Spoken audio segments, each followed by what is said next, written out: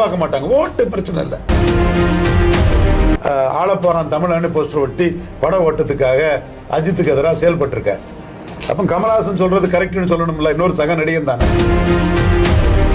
ஜெயலலிதா அம்மையாருக்கு எதிராக மோடியை பார்த்தீங்க, திமுகவில் இளைய தளபதினு நின்னீங்க.